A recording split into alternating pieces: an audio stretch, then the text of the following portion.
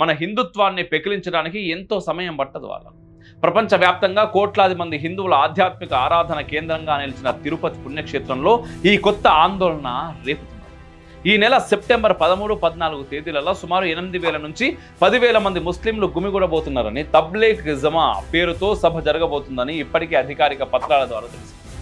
అయితే ఇది కేవలం ఒక మతపరమైన సమావేశం మాత్రమే కాదని, దాని వెనుక ఉన్న అసలు ఉద్దేశం వేరే ఉందని, దీని ప్రభావం వల్ల హిందువుల యొక్క అస్తిత్వాన్ని దెబ్బతీసే ప్రమాదం ఉందని తెలిసినా కూడా వీళ్ళకి అక్కడ అనుమతి ఎట్లా దొరికింది అనేది ప్రశ్నార్థకం.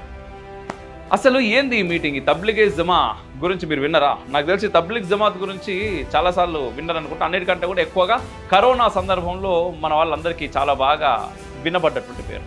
ఈ తబ్లీగ్ జమాత్ అనేది ఒక అంతర్జాతీయ ముస్లిం మత సంస్థ. వీరి లక్ష్యం ఇస్లాం మత ప్రచారం మాత్రమేనని బయటకు చెప్తా ఉంటారు. కానీ వీరి సమావేశాలు జరిగేది తరచూ మత మార్పిడి కోసం, తీవ్రవాద భావజాలం వ్యాప్తికి వేదిక అవుతున్నాయని అనేక దేశాలు ఇప్పటికే అనుమానం వ్యక్తం చేసినాయి.